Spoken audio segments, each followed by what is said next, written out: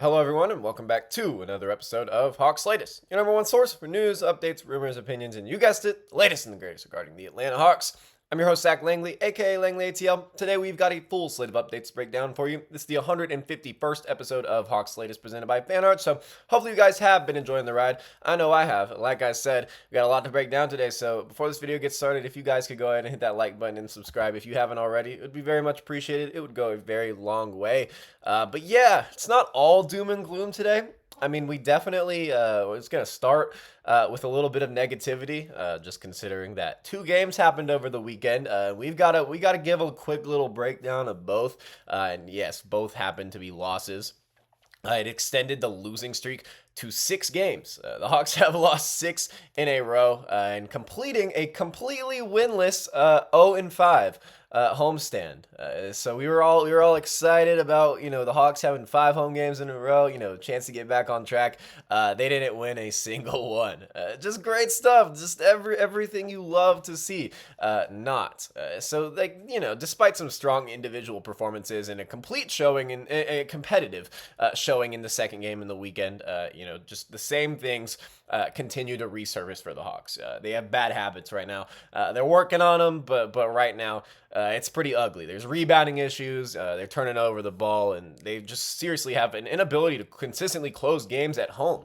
They're much better on the road, which kind of relates to tonight because the Hawks are on the road tonight, and so maybe they just magically are able to close the game. But it would take a lot because they have been trending in the wrong direction completely. So we'll start with a combined breakdown of the Hawks' last 2 games in this first segment. I'm not going to spend 2 entire segments talking about 2 losses because I know that's not what y'all want to hear. And then after we break down kind of both games in this first segment, we're going to move on to a significant injury update regarding Kristaps Porzingis, Atlanta's 7'2" big man. We got an update on him. He's not coming back tonight, but he could be coming back next game. Like, genuinely, there is real optimism regarding Kristaps Porzingis' future availability. So we're going to cover all that in the second segment. And then in the third segment of today's episode, we're going to take a deep dive into the Anthony Davis trade rumors because we have gotten 2 significant updates on that front. When there's smoke, there's fire, ladies and gentlemen. There's real smoke here. The 2 very, very, high-level NBA insiders have confirmed Atlanta's interest in Davis, and it's only heating up as time progresses. So that is a significant update that we're going to break down in the third segment, so y'all are not going to want to miss that. And then in the final segment of today's episode, we are going to close with a game day preview against, guess who the Hawks got tonight? Following a 6-game losing streak, the Hawks have the NBA champions on the road tonight. They're traveling to OKC to take on the Thunder, who are the best team in the NBA, who recently lost. So hopefully Atlanta is not made as an example, turned into an example. We got a lot to break down today. So I'm going to waste no more time in the intro and go ahead and start with the Hawks' recent struggles because in their last 2 games, they have lost to the Miami Heat and to the New York Knicks. It was rough. It was on full display over the weekend, just everything that has kind of been going wrong in recent times. It began Friday night with a 126-111 loss to the Miami Heat. So the Miami Heat, and here's why this loss specifically kind of hurts a little more than maybe a close loss to the Knicks. The Heat were kind of in the same boat as us.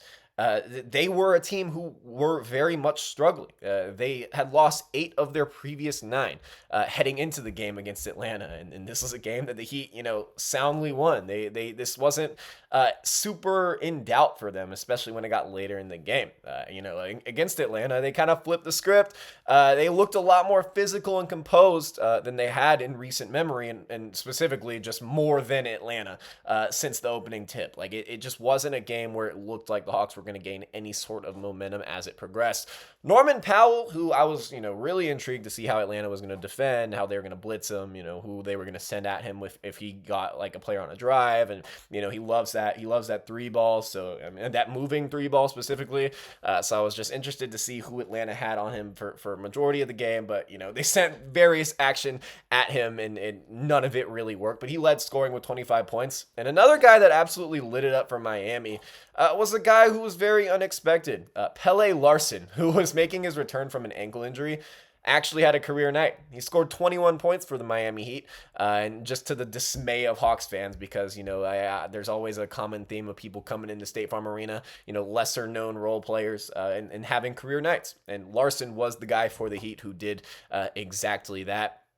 I mean, he was hitting tough shot after tough shot. Obviously there were some open ones. The Hawks love to leave these players open, but Larson was hitting tough shots because once he started to gain a rhythm, we were definitely sending our stronger defenders at him because he was really on fire. And I mean, honestly, it was Jalen Johnson who had him most of the game. And so, we've talked about Jalen Johnson's defensive struggles on this channel before.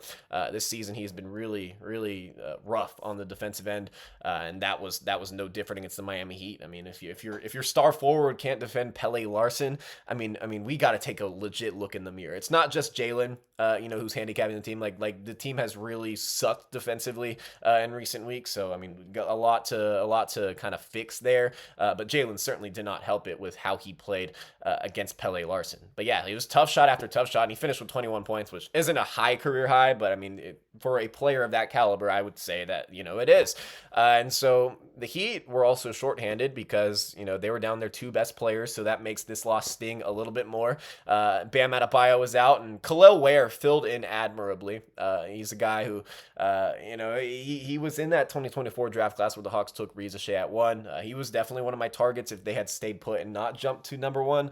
I liked Khalil Ware. I was very high on him coming into the draft, but he posted 16 points and 13 rebounds, just looking like a legit paint presence. The Heat controlled the interior, and that has been a trend that has followed Atlanta around this whole season. They've sucked on the interior. They can't rebound at all, and that has been worse with obviously like a guy like Porzingis out. And for Atlanta, in this game against the Heat, Trae Young finished with 30 points and 7 assists, so he continued a great stretch of offensive games. It hasn't been resulting in wins, but Young has been able to score the ball at a very good pace. Now this obviously was put to a halt against the Knicks in the next game, which we're going to break down in a second. But he had a very hot stretch of offensive output. And Jalen Johnson, once again had a near triple double. He's had so many times this season where he's like almost had a triple double. In this game against the Heat, he had 24 points, 10 assists, and 9 rebounds. It just wasn't enough though, and they were kind of hanging in there a little bit until the fourth quarter. There was a sequence by Miami, which was a really just a hustle play from Andrew Wiggins, who stole an inbound pass and finished a reverse layup, and that sparked a Miami run that just really kind of pushed the lead out of reach. And that was pretty much the summary of the game. The numbers told the story in this one. I mean, when you're getting out rebounded by double digits against a Miami Heat team who's down, two of their best players, but one of them being their star center, who is a pretty good rebounder, it just makes all the difference. They also forced 21 Hawks turnovers. Atlanta's just not taking care of the ball, and they always turn the ball over, at a pretty high rate against the Miami Heat. Just whatever kind of team is there, like it's always just for some reason against the Heat. But this one was specifically bad. They also generated 19 more shot attempts than the Hawks in that night, and they simply were too large of margins to overcome, and the Miami Heat got the victory.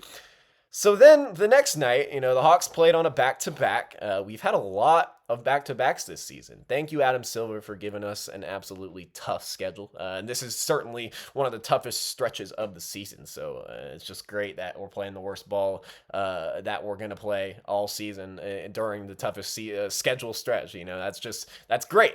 But Saturday night against the New York Knicks, it followed a different script. It was a very entertaining game, if I'm being completely honest. But it ended with the exact same result. The Atlanta Hawks lost again. They fell 128 to 125, so it was a closer game for sure. It wasn't a closer game for most of it, which is why it's interesting that it finished as a 3-point game. It was one of the most spirited performances during the losing streak, however. Like, it sucks that we've gone to this level to where it's kind of like we're celebrating a little bit like of a moral victory, just considering the expectations we gave this team during the offseason. We were making all these big moves, and we were generating so much hype and getting really excited on this channel.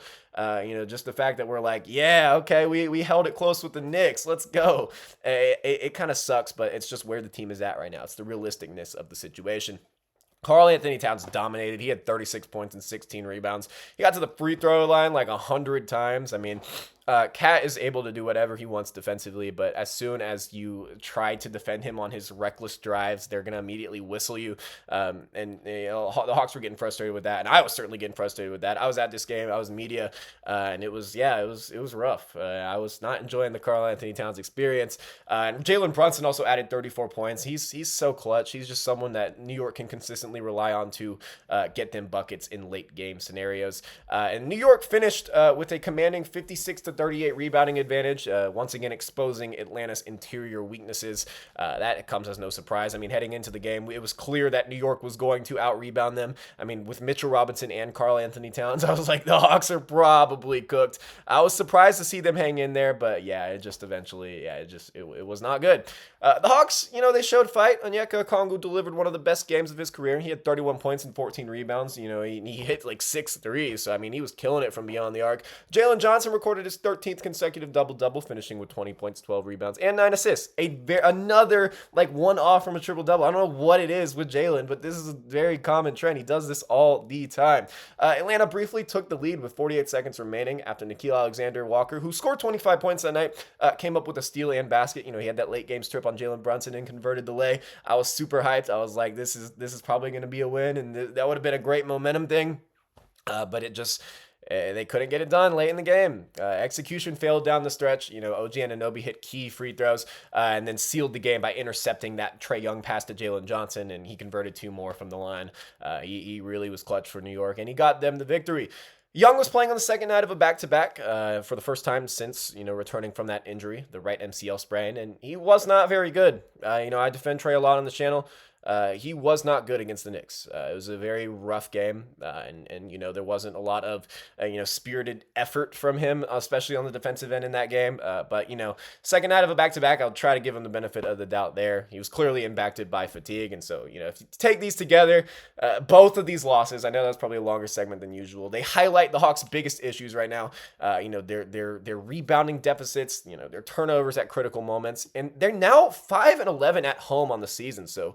They cannot get a win at State Farm Arena, so maybe that's why it'll be a little bit different tonight against the defending champs, because we are going to be in OKC. So they've now lost 6 straight games, and 3 of those losses have come by 3 points or fewer, so they're hanging in there. This isn't, we're not getting blown out every game. We're hanging in there. So maybe there's some stuff to be optimistic about. It's showing how thin the margin for error has become. So now let's move on from those 2 losses to maybe a little bit of a positive update. Turning to the injury front, and that doesn't always sound promising when I'm talking about, okay, let's talk about injuries. Kristaps Porzingis, well, this isn't really an injury, it's an illness that he's been dealing with, but we got a significant update regarding his availability because he has missed quite some time. He has been out for a good while. Sorry, I don't know what that noise was. But he's slowly making his return to action. So yes, he's going to miss tonight's game against the Thunder. He has been ruled out already for this game against OKC. But there's optimism building because the report that was from ESPN's Shams Charania and also a Hawks-centric reporter for ESPN said that Porzingis, after this game against the Oklahoma City Thunder, will be upgraded to day-to-day. And he has missed the past 2 weeks with an illness. So, hearing him go from out to questionable, I mean, that's a significant improvement. He's not even traveling with the team to OKC tonight. And so they're saying, however, that he is, nearing a return, and it could come as soon as next game. If I am making a prediction, I believe that, after missing this game against the Thunder, I think he's staying in Atlanta and going to play against the Minnesota Timberwolves on New Year's Eve. I'll be at that game. I'll be media for that game. So if I hear any sort of news, like, y'all hear it from me first. But I think that's what's going to happen. I think he's probably going to return to action against the Timberwolves, but that's nothing set in stone at all. And 13 games played, which, only 13 games played is crazy with, how much we've progressed to the season. We're now over 30 games. Porzingis has averaged 19.2 points, 5.6 rebounds, and 1.6 blocks. His absence has seriously been felt. I mean, you can very much see that the Hawks are kind of needing an interior presence, and Porzingis, due to his size, is always going to be an above-average shot blocker. He's not a great post defender. He definitely is not good when he's he gets the switches and whatnot. But the Hawks are clearly missing a big. I mean, the front court depth has been really thin, and Atlanta's been getting exposed. So while Porzingis isn't a great rebounder at his position either, like having another big body down there to collect boards, it really could go a long way. And so they could really use him right now. His eventual return is going to provide immediate front court stability for a Hawks team that has really struggled to control the paint. That has been the catalyst for this losing streak. They just haven't been able to get a rebound. I mean, we covered it in the last segment talking about the games. The past two games. Just the Hawks are getting out rebounded literally every single game they play. And maybe his presence offensively will provide for them to be a little more careful with the ball. Because he opens up a lot. He's going to open up a lot for Trey to get to the rim because they're going to have to step out completely with Porzingis, and his range definitely opens up a lot for Quinn Snyder's offense. So we're going to see how it all gels when he returns, which could be very, very soon. And given Porzingis' injury and illness history, I mean, the Hawks are just being careful here, and we'll see if he returns to action on the 31st against the Timberwolves. So he's going to miss tonight, but could be returning very, very soon. So now we're going to go ahead and move on to a very, very interesting segment. We've talked about Anthony Davis and the rumors regarding him on this channel. Atlanta has been linked to him for quite some time this season, specifically as soon as Dallas has been struggling here and there, and Atlanta has also been struggling for a lot of the season.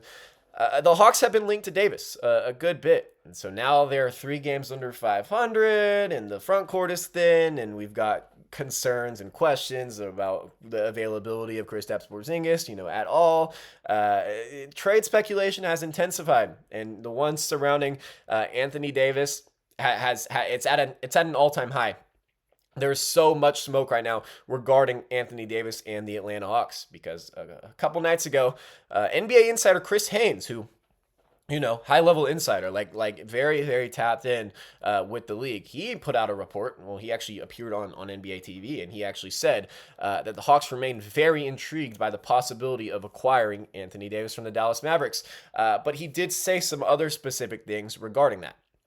He said that the Hawks would not include Trae Young in a deal for Anthony Davis. And he said Dallas specifically would reportedly seek a package centered around, they're going to be targeting like young assets and a pick or two and also expiring contracts.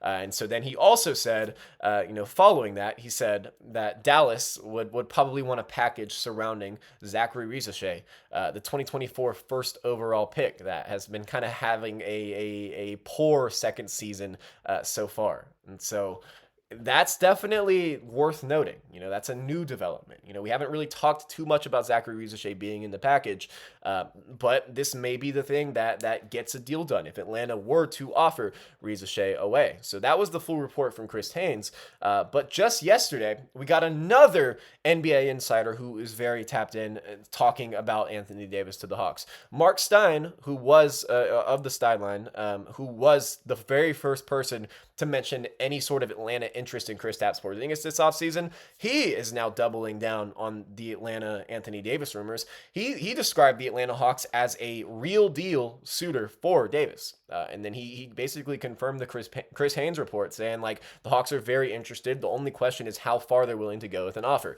and whether they're actually willing to include Zachary Rizashea. Mark Stein also said that he does believe that Atlanta would be willing to part with Rizashea for the right price. He's not exactly sure if it would be for the Davis package, but this is just something to monitor.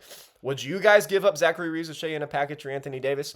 Right now, I guess kind of the framework of the deal, if I'm just guessing, based off of everything that has been floated around, it would probably be the 1-year contract of Kristaps Porzingis, the 1-year contract of Luke Kennard, and Zachary Rizashea for maybe Anthony Davis and a wing. Because obviously, if Atlanta is parting ways with Zachary Rizashea, our small forward room is already thin, and it would just get that much thinner if we got rid of Zachary Rizichet, who is probably our only true small forward. I don't know if I actually know. I know that they would not do that deal if it wouldn't result in them also getting another wing in return. So then you start to look at some of the other wings on Dallas' roster. You start to look at guys like Najee Marshall, who would be an incredible add, and then you start to look at kind of some worse guys like Caleb Martin, who hasn't been very good, but he is a veteran wing. You start to look at guys maybe like a Max Christie, who I doubt, Dallas would part ways with, but that is another name that is going to be mentioned in some of these trade discussions. There's also a guy like D'Angelo Russell, who I don't necessarily like, but he would be a veteran guard who Atlanta could bring in and kind of help stabilize the second unit. That's an option. So let me know your thoughts all on that down below. What would you give up for Anthony Davis? Would you include Zachary Rizichet in a deal? And Davis, is an injury-prone big. He's not as injury prone as Kristaps Porzingis. He hasn't been his whole career, but he has been very injury prone, and he's actually hurt right now. So just like conveniently as we're talking about this, he recently exited Dallas's Christmas Day game with a groin injury. Though it is not expected to sideline him long term, I think he's also day to day for the Mavericks right now. So we'll see what happens there. And the February 5th trade deadline is approaching. It's not here yet. Obviously, we got some time before that, but it's going to just like appear right around the corner because like NBA season really flies by once you get into the middle of everything, and teams are allowed to make trades now, so could be something we see unfold pretty soon because Atlanta is really also like another key part of the Mark Stein report is that he said Atlanta is perceived as the biggest aggressor in terms of the Anthony Davis trade package. Like they are the ones who are making the most aggressive offers, and so when there's smoke, there's fire. As I'm going to continue saying on this channel, we saw a lot of Porzingis smoke, and then they ended up bringing him in. There's a lot of smoke around Anthony Davis right now, so it may be a matter of when the Hawks acquire AD, not if. And so Atlanta still has several weeks to evaluate whether this roster can stabilize once healthier, or if a major swing like bringing in AD is the right move. I don't know. A lot to consider there. And so let's move from the trade talk to kind of more relevant stuff. Well, I mean, the AD stuff is really relevant, but, there's definitely some more relevant stuff to talk about right now, including Atlanta playing the defending champions tonight on their home floor. Not Atlanta's home floor, but the home floor of the champs.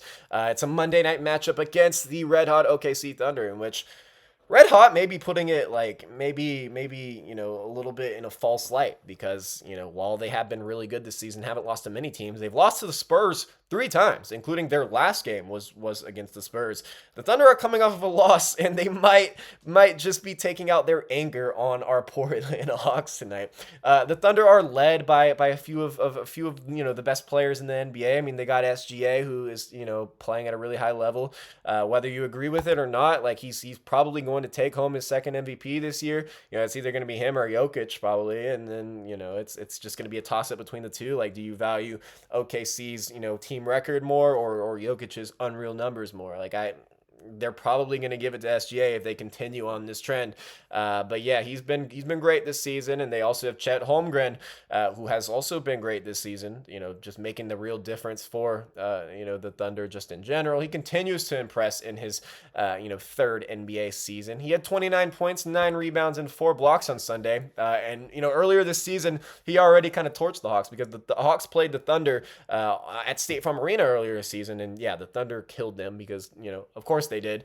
But he torched the Hawks for 31 points earlier this season. So, they're going to definitely have a tough time again against this team, especially without Kristaps Porzingis. And we brought in this 7'2" big man to, give him a good matchup against like the bigger teams like this. And he's only played 13 games. So it's going to be Onyeka Okongwu versus Chet Holmgren, which I don't know if that will go very well. I mean, in that last game against the Thunder, Onyeka dunked on him. So maybe that can carry some momentum, but I'm really reaching here. And then also they are dealing with some injuries. They've got their big man Jalen Williams out, and then also Isaiah Hartenstein is dealing with an ankle injury, so he may not play. So we're going to see probably some extended Holmgren minutes, which does definitely create a very difficult matchup for Atlanta's undersized front court. It could be rough. I'm not super excited about this one, but I'll be here to cover it. I'll have a video for you guys tomorrow breaking down exactly what happened. So it could be another disappointing episode. And so And why it's going to be, why I'm not necessarily excited is because the Atlanta Hawks injury report is way worse than OKC's. Jalen Johnson is out tonight with an illness. The forward who has been the Hawk, who's been playing at kind of like an All NBA level, getting almost a triple double every night and pitching in like 25 points, playing at a very high level. He's going to be out with an illness. No other details regarding that other than the fact that it's an illness. So we'll see about his availability, but he's out tonight, and we don't know what it's going to look like moving forward. And Trae Young has been downgraded to questionable. So the Hawks, not only are they going to be without Jalen Johnson and Kristaps Porzingis, they could be without Trae Young as well. So, arguably 3 of their best players are going to be out tonight against the best team in the NBA, which, you know what that means? That means the Hawks are probably going to win. Just being around the Hawks and covering the team for some time, this is a textbook Hawks win, and it's going to confuse the hell out of NBA media and media surrounding the Hawks, because it's like, we have no business winning a game like this, but I would not be surprised if they did. Despite the losing streak, Nickeil Alexander-Walker, who is going to have a big game tonight against the Thunder if they want any sort of chance to win, he emphasized that after Saturday's game, that the team believes that they are trending in the right direction. He was in the post-game presser, definitely being more optimistic than a lot of the Hawks fan base is right now, and just pointing out the competitiveness of recent losses, saying that they're hanging in there. They actually had a players-only meeting, which, we may have a breakdown of in next episode, following the Miami Heat game, just kind of looking at themselves in the mirror, seeing what team they truly want to be moving forward. And so they said some of the habits that they discussed in the players only meeting was evident against the Knicks, so maybe they can continue on that trend tonight against the defending champs. I don't know whether that belief translates into a road win, remains to be seen. But yeah, to recap today's episode, the Hawks are on a 6-game losing streak, capped off by those 2 previous losses this weekend. Kristaps Porzingis is nearing a return. He's not quite there yet, but he could be back on the 31st against the Minnesota Timberwolves at home. The AD to the Hawks rumors are real. And they're creeping up. They're really creeping. They're really starting to gain some more traction than they've had ever. And it's kind of looking like a matter of when, not if they bring in KP. And then also the Hawks take on the OKC Thunder tonight. And so, that's going to do it for today's episode of Hawks Latest. If you enjoyed today's breakdown, be sure to like, subscribe, and hit the notification bell so you don't miss a single update here on the channel. We're going to be pumping out videos every single day, keeping you guys informed on the latest and the greatest regarding the Atlanta Hawks. But let me know down below in the comments, what are your thoughts on the Hawks' recent play? What are your thoughts on the 6-game losing streak? What are your thoughts about potentially getting KP back on Wednesday? I think he can definitely provide a stable front court presence for the Hawks, a team that has desperately been needing it. What are your thoughts on the AD rumors? Throw me all the AD packages that you guys have in the comments below. And what are your thoughts on the game tonight? Do you think Atlanta can come away with an upset victory over the Thunder? They're like 16-point underdogs, so we'll see. We'll see if the Hawks can, for some reason, win. But that's going to do it for today's episode. Well, I already said that. Thank you guys so much for watching. I'm Zach Langley, a.k.a. Langley ATL, and I will see you guys next time.